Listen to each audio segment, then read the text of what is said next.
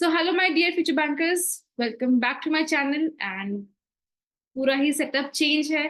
Change इसलिए है there is a surprise element for you today and this video is entirely regarding interview and interview guidance with the best person I can tell you. ठीक है, so without wasting much of the time I would like to invite Aditya sir. He has been very much kind to take the time from his precious time schedule.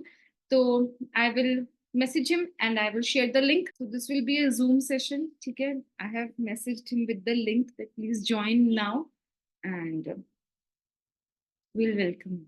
Hello, hi Tanu, how are you? I'm very much fine, sir. A very warm welcome to you at in my channel. Thank you. Thank you so much. Thank you. Thanks a lot. Thank you so much for giving us the time. Fine, Tanu, fine. Very fine. It was a pleasure that you are helping to the candidates and अच्छा लगा कि आप बढ़िया grow कर रहे हो और students का भी हेल्प कर रहे हो. Always try to help them in the same way. और जो भी सेशन के बारे में बेस्ट हो सकता है definitely will try to put over your channel as well. बताइए. Thank you so much, sir. Thank you so much. Means a lot. तो sir this video will be entirely regarding interview. सबसे पहले मैं अपना बता देती हूँ कैंडिडेट्स को that how you help me as a saviour while I was preparing for my interview. तो जैसे मैं इंटरव्यू की प्रिपरेशन कर रही थी तो तब सर ऑलिव बोर्ड पर थे, तब मैंने सर का कोर्स लिया था and the major reason was कि मुझे सर से 1-to-1 गाइडेंस चाहिए थी क्योंकि मेरे पर्सनल क्वेश्चंस भी बहुत ही अटपटे थे. सर को मालूम है जैसे मेरा 8 इयर्स का गैप था, मेरा इंजीनियरिंग बैकग्राउंड था, मुझे क्या करना चाहिए, मैंने कोई जॉब भी नहीं करी थी. I was a home maker for entire these years. तो आई वॉज लाइक कि मुझे कैसे करना है. तो ही वॉज द वन जिन्होंने मुझे पूरे पर्सनल क्वेश्चंस में हेल्प किया था and now he has join Guidely obviously that is जो भी बेटर है ना. तो now will go through the questions, will not waste much time sir, है ना. तो मैंने कुछ कुछ क्वेश्चंस लिखे हैं जो बहुत इंपॉर्टेंट हैं, बहुत सारे मतलब ड्यूबियस क्वेश्चंस हैं. तो जैसे फर्स्ट क्वेश्चन ये है कि अभी आरआरबी पीओ का इंटरव्यू दिया है कैंडिडेट्स ने and now they are preparing for IBPS PO interview and also there is one more candidate मतलब not candidate component that is LBO. तो सर इस डिफरेंस क्या है?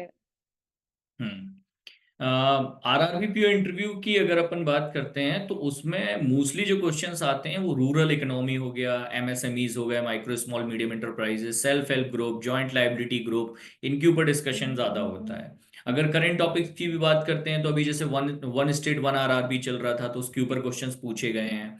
तो ये वो मेजर एरिया है जहां पर आरआरबी इंटरव्यूज फोकस करते हैं. जब हम आईबीपीएस पीयू पर आते हैं तो आईबीपीएस पीयू में वो नेशनलाइजेशन हो गया, प्राइवेटाइजेशन, मर्जर, इन टॉपिक्स को टच ज्यादा करते हैं. बैंक प्रेफरेंस के ऊपर बहुत डिटेल डिस्कशन होता है. जो फर्स्ट बैंक आपने प्रेफरेंस में रखा हुआ है तो क्यों है, और उसका बैकग्राउंड भी वो लोग पूछते हैं. तो आईबीपीएस पीओ इंटरव्यू अगर अपन देखें तो जो आईबीपीएस पीओ में या आईबीपीएस में जो हमारे बैंक्स हैं, नेशनलाइज्ड बैंक्स जो हैं, वो यूनिवर्सल बैंकिंग प्रोवाइड करते हैं. तो जनरल बैंकिंग ऑपरेशंस पे फोकस ज्यादा होता है compare to RRB PO in IBPS interview.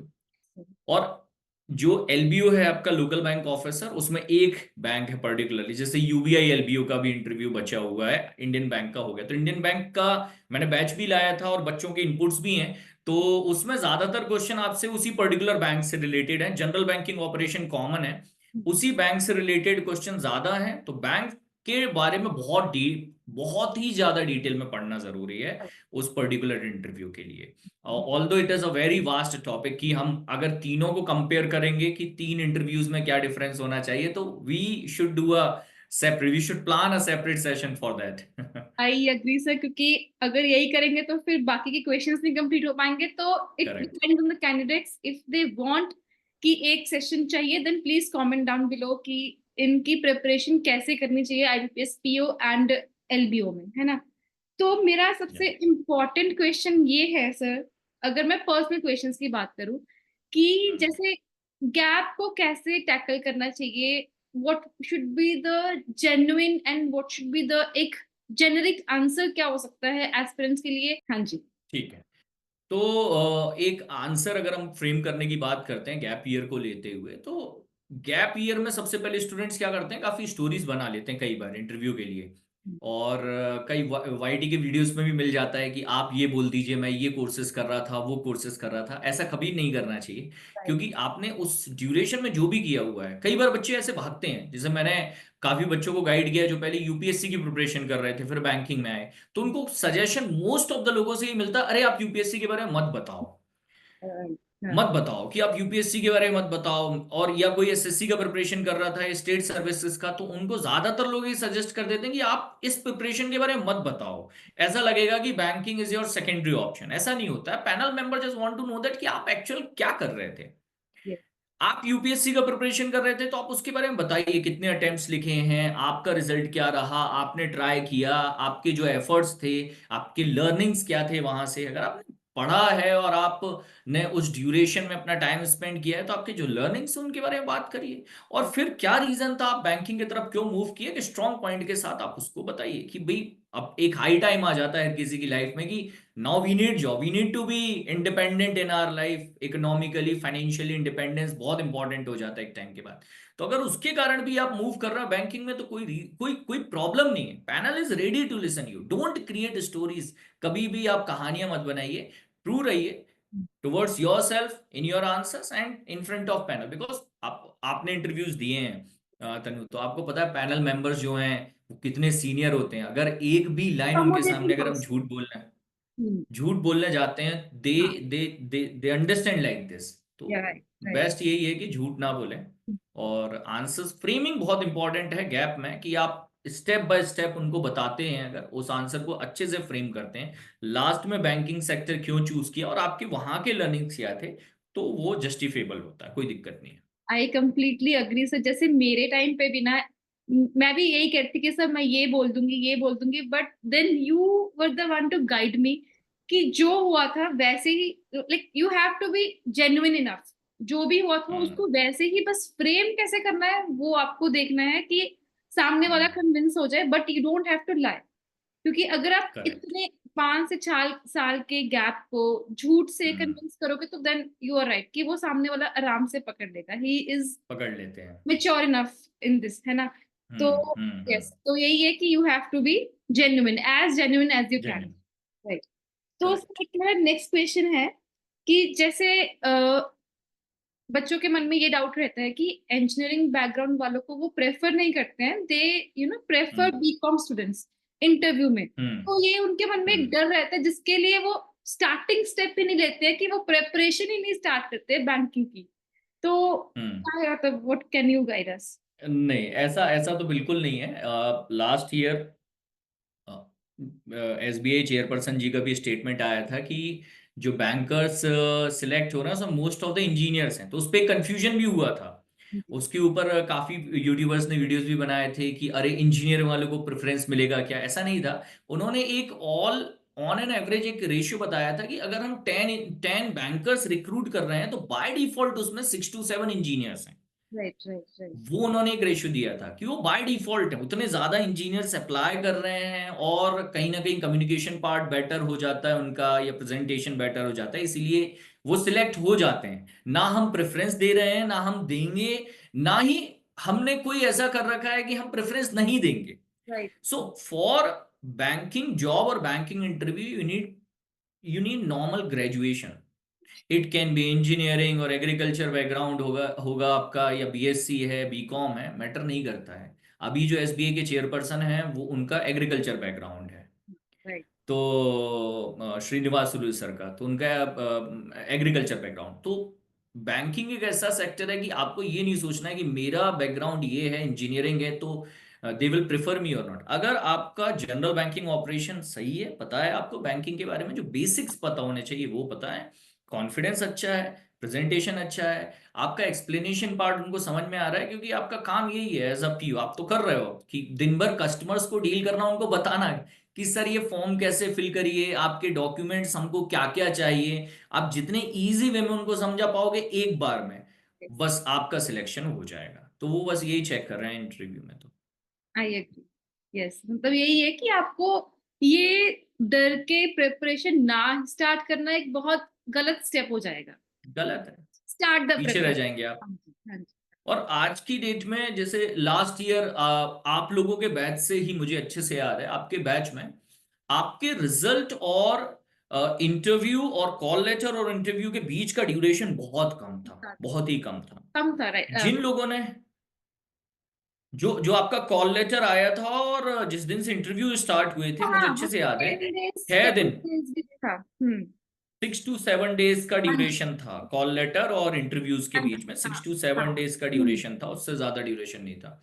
वो एसबीआई ने लास्ट ईयर किया, अभी आरआरबी पीयू ने भी वही किया है। आरआरबी पीयू ने तो रिजल्ट दिया है, नेक्स्ट डे कॉल लेटर दिया है, और फिर पैनिक सिचुएशन। 6th डे पर पैनिक सिचुएशन, 6 डे से इंटरव्यूज स्टार्ट हो गए। मतलब प्रिपरेशन का टाइम नहीं था बच्चों के हाँ पास। जी, हाँ जी, आईबीपीएस भी यही करेगा। अभी हमने इंडियन बैंक एलपीयू में भी देखा, इंडियन बैंक एलपीयू में भी यही हुआ हाँ कि जी।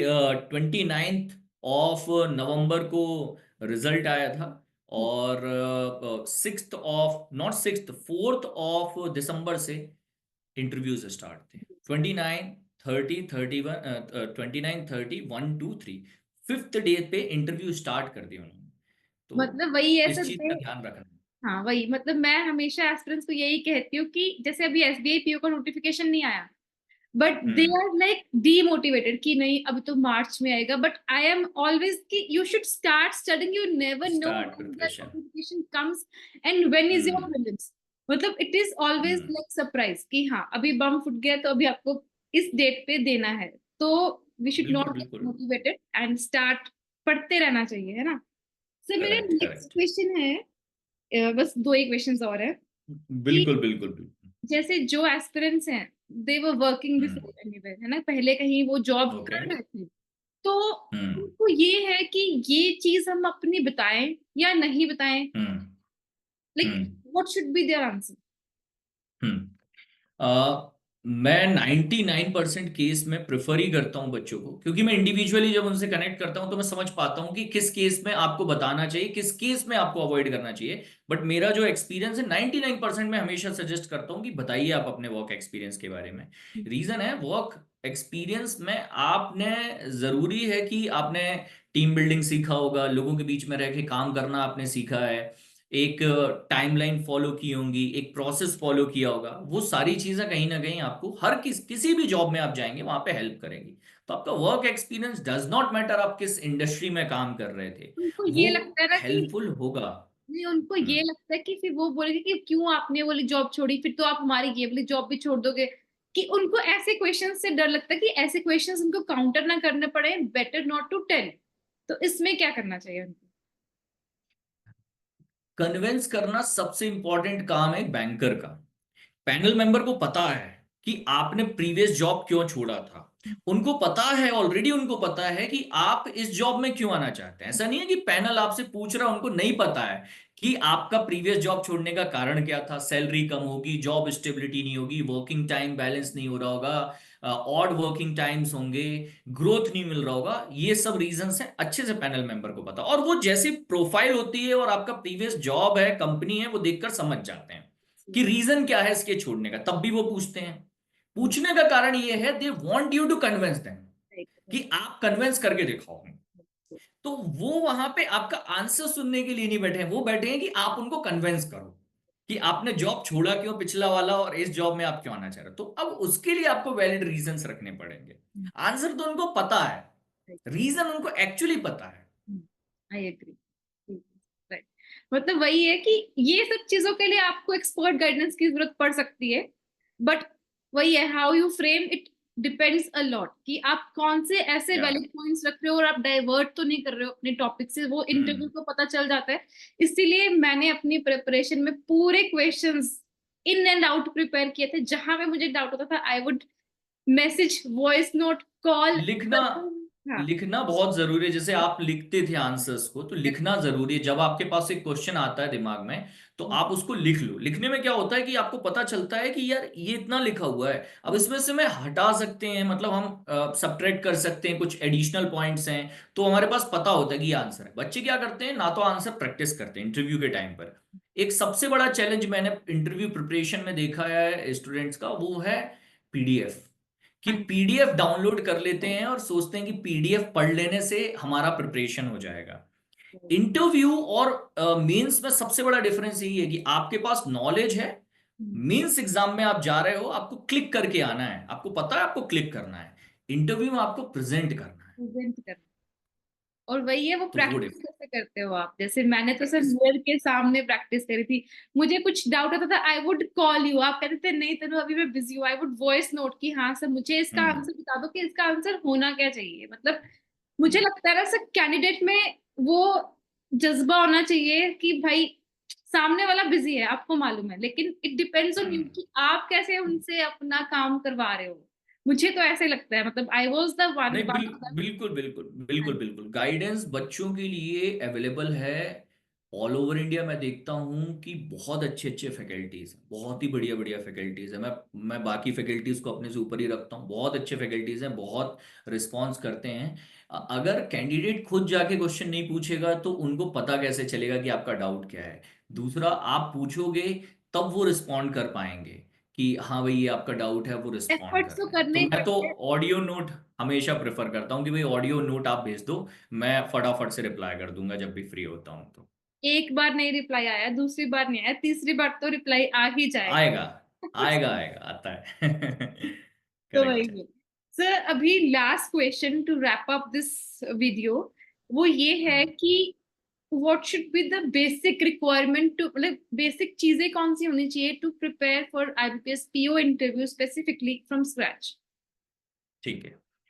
बेसिक पूरा इंटरव्यू अगर मैं बोलूं कि 100 मार्क्स का इंटरव्यू होता है और उसको हमको डिवाइड करना है, मैं भी उस पर नहीं जा रहा हूं कि आपको उस दिन कपड़े क्या पहनने हैं और वो सारी चीजें अलग हैं, वो तो बेसिक सबको एटिकेट्स जो जानना फॉलो करने हैं। है। नॉलेज पार्ट की अगर अपन बात करें तो नॉलेज पार्ट में हम 5 चीजों में डिवाइड कर सकते हैं, सिर्फ 5 चीजें हैं जिनको पढ़ना है। पहला है जनरल बैंकिंग ऑपरेशंस। तो जनरल बैंकिंग ऑपरेशंस में जो डे टू डे बैंकिंग है वो पूछते हैं। बच्चे कंफ्यूज होते हैं, उनको लगता है कि अभी हम एक्सटर्नल कमर्शियल बोरोइंग पढ़ लें, बेसल नॉर्म्स पढ़ लेते हैं, ये सब वो नहीं पूछते हैं। उनको कुछ नहीं करना है, उनको तो बेसिक नॉलेज चेक करना है। बैंक क्या है, एनबीएफसीज क्या है, बैंक एनबीएफसी में डिफरेंस क्या है, बैंक के ऑपरेशंस क्या होते हैं, फंक्शंस क्या होते हैं, आप बैंक पीओ के लिए अप्लाई कर रहे हो तो क्या क्या काम करने होंगे, थोड़ा आइडिया आपने लिया। डिपॉजिट्स के बारे में पूछ लेते हैं, डिपॉजिट्स कितने टाइप के होते हैं, कौन से प्रॉफिटेबल हैं, बैंक कैसे प्रॉफिट जनरेट करता है। तो जनरल बैंकिंग ऑपरेशंस हैं।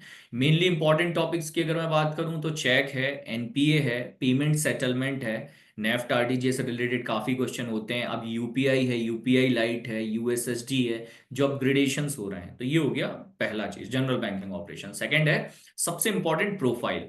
कस्टमर मतलब स्टूडेंट का, कैंडिडेट का खुद का प्रोफाइल, कि आपका नाम क्या है, आपका फैमिली बैकग्राउंड क्या है, ग्रेजुएशन आपने क्या किया, उस ग्रेजुएशन के बाद आपको बैंकिंग में क्यों आना है। जैसे इंजीनियरिंग की हम बात कर रहे थे, तो इंजीनियरिंग के बाद बैंकिंग में क्यों आना है। बात वही, उनको आंसर पता है but they want you to convince, कि आप कन्विंस तो करो, ट्राई तो करो।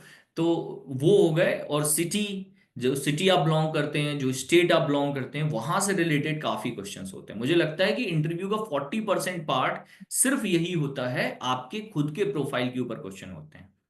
इसके बाद बैंकिंग हो गया आपका, जनरल बैंकिंग। उसके बाद आपके पास क्वेश्चंस आ जाते हैं रिलेटेड टू करंट अपडेट। तो करंट अफेयर्स हमेशा बहुत रीसेंट का आपको पढ़ना चाहिए, बिल्कुल रीसेंट रीसेंट का आप करंट अफेयर्स देखो। ऐसा नहीं है कि 6 महीने 8 महीने का करंट अफेयर्स आप इंटरव्यू के लिए पढ़ रहे हो। इंटरव्यू के 3 4 5 दिन पहले के जो न्यूज होते हैं यूजुअली वो पूछ लेते हैं, या कई बार ऐसे बोल देते हैं कि कल के न्यूज बताइए, 2 न्यूज, आज के 2 3 न्यूज बताइए, आप अगर न्यूज़पेपर पढ़ते हैं तो करंट अपडेट ये। बैंकिंग में जो अपडेट्स आ रहे हैं, जैसे कि एग्जांपल देता हूं आपको, अभी आरबीआई ने मॉनेटरी पॉलिसी अनाउंस करी है दिसंबर में, 2 दिन पहले 6 दिसंबर को मॉनेटरी पॉलिसी अपडेट हुआ। तो एग्रीकल्चर लेंडिंग लिमिट में चेंजेस हुए, सीआरआर में चेंजेस हो गए हैं। आरबीआई आ रहा है अपना क्लाउड फैसिलिटी लेकर, तो उससे रिलेटेड क्वेश्चंस हो गए। तो जो बैंकिंग में मेनली जो आरबीआई नए चेंजेस ला रहा है, वो आपके पास एक चौथा एस्पेक्ट बन जाता है इंटरव्यू के लिए। तो मेजरली अगर मैं बोलूँ तो ये 4 हैं। पांचवा रहता है कि आपका जो जो आपका ग्रेजुएशन है, ग्रेजुएशन से कई बार वो कुछ क्वेश्चंस पूछते हैं।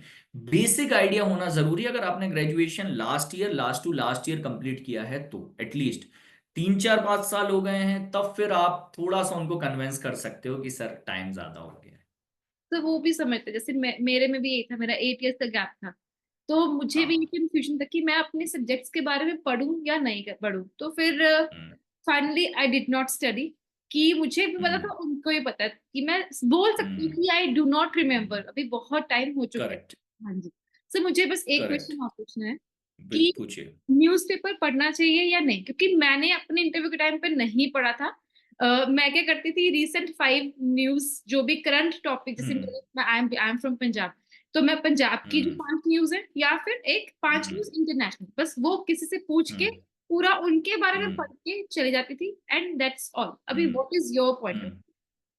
हम्म। न्यूज पेपर पढ़ना नेसेसरी नहीं है, न्यूज कवर करना नेसेसरी है। जैसा आपने बोला, आपने कवर नहीं किया, आपका इंटरव्यू निकला, हाँ तो जी। न्यूज इज इंपॉर्टेंट कि आपके पास कोई सोर्स हो जहां से आप क्या कर रहे हो, न्यूज कवर कर रहे हो, वो चीज जरूरी है।